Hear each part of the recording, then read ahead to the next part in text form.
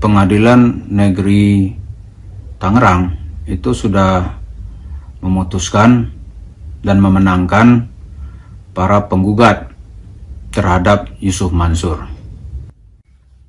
Yusuf Mansur bilang, ya kan biasa, dia bilang aneh rugi. Rugi kan urusan dia sendiri, orang kan nggak ikut dalam internal bisnisnya. Laporan juga nggak ada.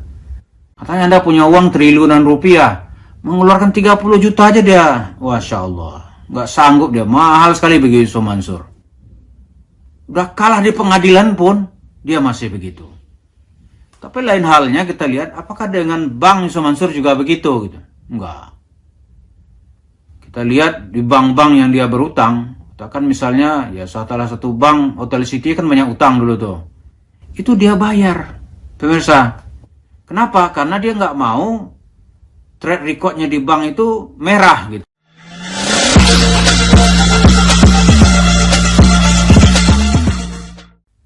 Pemirsa, minggu lalu Pengadilan Negeri Tangerang itu sudah memutuskan dan memenangkan para penggugat terhadap Yusuf Mansur.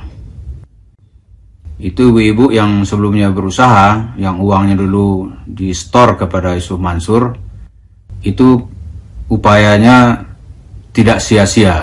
Pengadilan merespon dan memberikan kemenangan. Tapi sungguh demikian, mereka diminta untuk melakukan perdamaian, bagaimana supaya hasilnya itu win-win solution. Tapi yang sangat membuat kita miris dan gak habis pikir gitu. Yusuf Mansur tidak bergeming sedikit pun. Dari cerita pengacara ibu-ibu penggugat dan pengacara Yusuf Mansur hanya sanggup mengembalikan sejumlah uang yang dia terima 12 atau 13 tahun yang lalu. Ini kan aneh gitu. Uangnya cuma sedikit, nggak banyak. Di kerugian keuntungan kerahiman nggak ada, pembagian keuntungan juga nggak ada, sementara nilai uang itu sudah jauh berkurang. Ini kita lihat suatu tindakan yang sangat zalim sekali. Misalnya seorang ibu gitu. Seorang ibu itu bekerja, meninggalkan keluarganya, meninggalkan anaknya, meninggalkan suaminya. Dia bekerja ke rantau orang, ke negeri orang, ke Hong Kong sana. Kemudian sebagian dari gaji itu dia tabung ke Yusuf Mansur. Tabung investasi. Saat itu dijanjikan keuntungannya ada yang 3% sebulan gitu. Kemudian apa yang terjadi? Begitu pengadilan memberikan indikasi bahwa Yusuf Mansur kalah gitu, yang akan dikembalikan hanya 10 juta itu. Padahal dalam 10 tahun, kalau saya menghitung dalam video kita awal-awal dulu, kalau 3% dia berinvestasi 10 tahun, 12 tahun gitu, bunga dijadikan modal, dikali 3%, kemudian begitu seterusnya, dalam jangka waktu 12 tahun, uang yang 10 juta itu dalam hitungan SAR itu sudah menjadi 327 juta. Ini kalau cerita bisnis fair gitu. Taruhlah itu terlalu tinggi.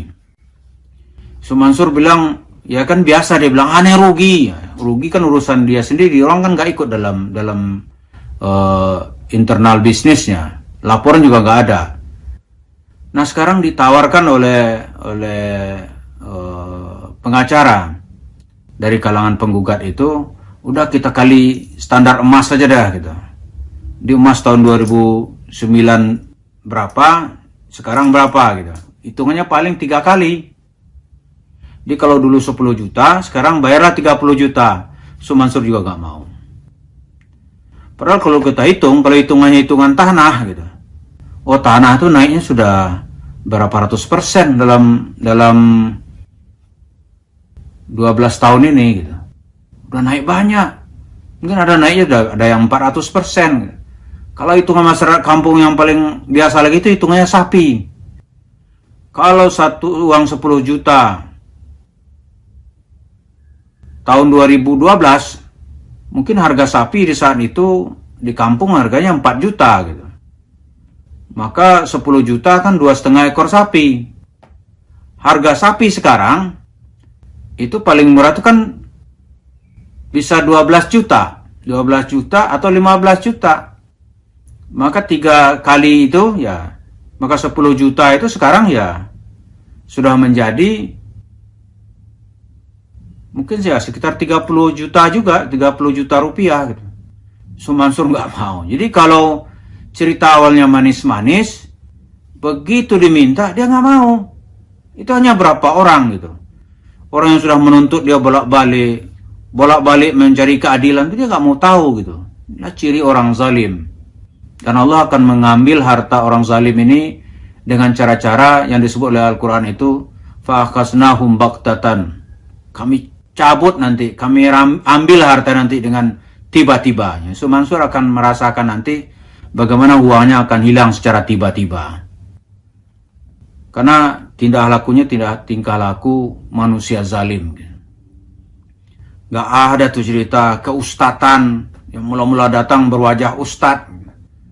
Ketika mau mengembalikan wajahnya berubah menjadi wajah serigala. Gak peduli tuh orang mau stroke gara-gara dia. Ibu-ibu udah sakit-sakitan. Jadi aku sini sama Mansur itu ibu udah sakit-sakitan itu nuntut. Sekarang kasihan dong orang.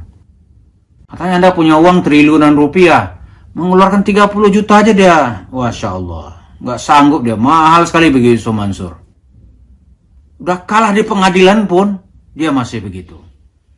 Tapi lain halnya kita lihat apakah dengan bank Mansur juga begitu gitu. Enggak. Kita lihat di bank-bank yang dia berutang. Katakan misalnya ya salah satu bank Hotel City kan banyak utang dulu tuh. Itu dia bayar. Pemirsa. Kenapa? Karena dia nggak mau track recordnya di bank itu merah gitu. Dia nggak mau terdaftar sebagai nasabah yang suka membuat kredit macet gitu. Enggak, di bank kreditnya bersih-bersih tuh Mansur. Lihatlah coba. Ada sebuah bank kira-kira awal pandemi itu dia masih berutang kira-kira 30 miliar gitu. Tapi itu dia bayar lancar. Dia bayar lancar dengan bunga-bunganya. Bayar lancar. Sehingga pada akhirnya itu nanti namanya itu bersih di bank gitu. Ya, begitu diperbankan dia. Karena dia tahu bank ini punya alat pemaksa gitu. Dan punya alat untuk memberikan hukuman. Dia takut. Tapi kepada jemaahnya, wah ini TKW paling ini. Sikat aja kata Mansur. Memberi 30 juta aja dia nggak sanggup. Dia apa ini? Tapi hutang ini bank bermiliar-miliar, oh dia bayar. Bunganya sekian sesuai dengan kesepakatan dia bayar. Tapi begitu dengan jemaah masjidnya, begitu dengan orang-orang yang dia rayu-rayu dengan ayat-ayat Al-Quran gitu. Wah dia sadis sekali, zalim sekali. Maka perilaku ini, kalau kita lihat ini perilaku yang sangat berbahaya bagi kehidupan Islam gitu.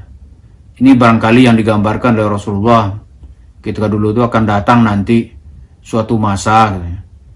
Itu para pemimpin atau pemuka-pemuka kamu itu adalah para serigala, sementara kalian ini adalah para domba gitu.